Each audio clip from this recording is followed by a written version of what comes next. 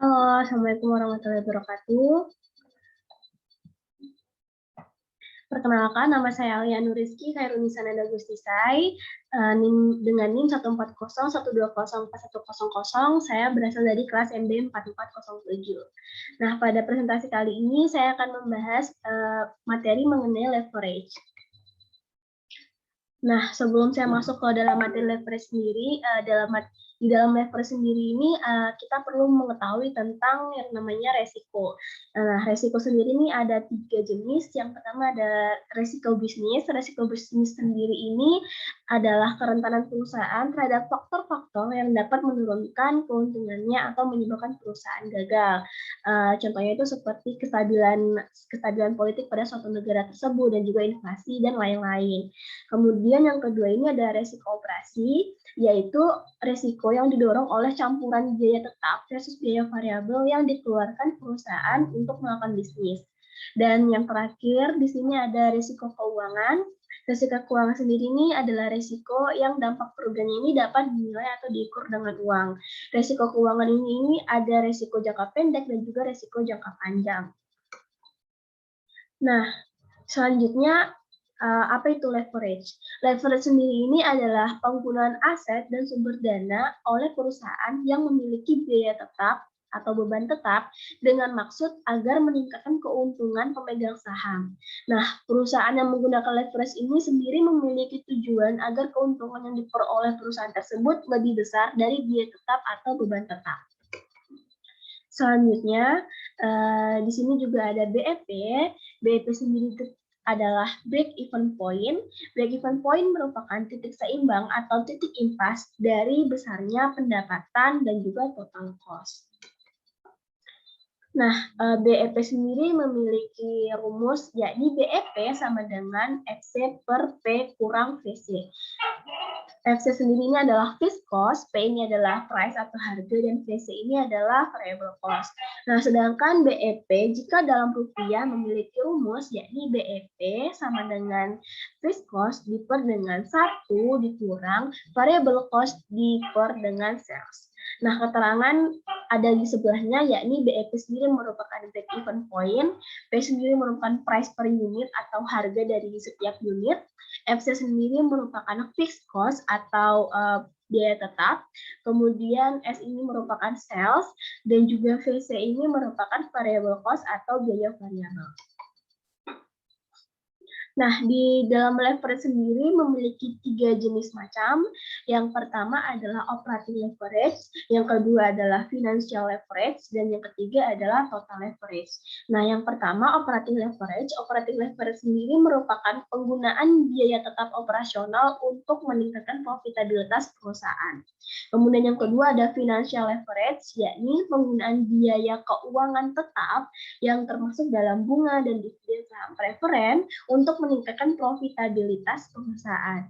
Dan yang terakhir ada total leverage, yakni penggunaan biaya tetap operasional dan biaya tetap keuangan untuk meningkatkan profitabilitas perusahaan. Jadi di total leverage ini merupakan gabungan dari operating leverage dan juga financial leverage. Nah, di rupiah sendiri nanti di total leverage ini tinggal dikali antara DOL atau operating leverage dengan financial leverage. Nah, kita masuk kepada rumus yang pertama. Di sini ada DOL atau degree of operating leverage. Rumusnya sendiri ini ada revenue before fixed cost diper dengan EBIT.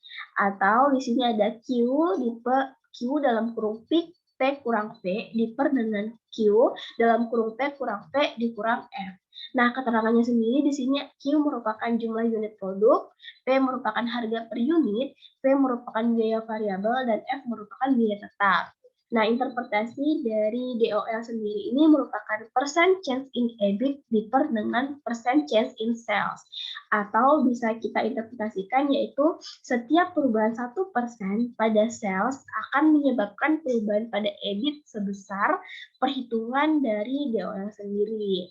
Nah, jadi sales ini sangat berpengaruh pada EBIT di dalam DOL itu sendiri, yakni Degree of Operating Leverage. Nah, next kemudian yang kedua ada Degree of Financial Leverage atau DFL, rumusnya sendiri ini ada EBIT diper dengan EBIT dikurang 1 dikurang PD diper 1 kurang T. Keterangannya sendiri di sini, EBIT merupakan laba operasional, I merupakan bunga pinjaman, PD merupakan dividen saham preferen, dan T merupakan pajak. Nah, interpretasi dari DFL ini sendiri yakni percent change in EPS diper dengan percent change in EBIT.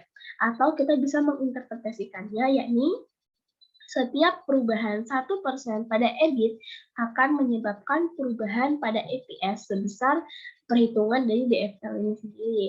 Nah, biasanya di soal DFL ini sendiri, PD atau dividen saham preferen ini terkadang ada dan juga terkadang tidak ada. Namun, jika di dalam soal tersebut PD-nya ini tidak ada atau tidak dimunculkan, artinya PD di sini ini bisa ditulis dengan angka 0. Oke, selanjutnya next terakhir ini ada yang namanya DTL atau Degree of Total Leverage. Nah, Degree of Total Leverage sendiri ini rumusnya adalah Q dikali dengan P kurang V diper dengan Q dikali dengan P kurang V kurang F kurang I kurang dalam kurung PD diper 1 kurang T. DTL sendiri ini atau Degree of Total Leverage merupakan gabungan dari DOL dan juga DFL. Nah, rumus singkatnya ini tinggal dikali antara Degree of Leverage dikali dengan Degree Financial Leverage. Selanjutnya di sini ada keterangan dari rumus DTL sendiri ini. Q sendiri merupakan jumlah unit per produk, P merupakan harga, P sendiri merupakan biaya variabel, TVC merupakan biaya variabel total, F merupakan biaya tetap, EBIT merupakan laba operasional, I merupakan bunga pinjaman, PD merupakan dividen saham preferen, dan T merupakan pajak. Interpretasi dari Degree of Total Leverage sendiri ini yaitu percent change in EPS diper dengan percent change in sales. Atau setiap perubahan 1% pada EPS akan menyebabkan perubahan pada sales ini sebesar perhitungan dari DTL ini sendiri. Baik, sekian itulah penjabaran atau ringkasan dari materi leverage, di mana leverage sendiri ini leverage sendiri ini memiliki tiga inti, yakni DFL, DOL, dan juga DTL. Dan ada juga EBIT dan juga resiko tentang resiko bisnis, resiko operasi, dan juga resiko keuangan. Sekian dari saya. Assalamualaikum warahmatullahi wabarakatuh.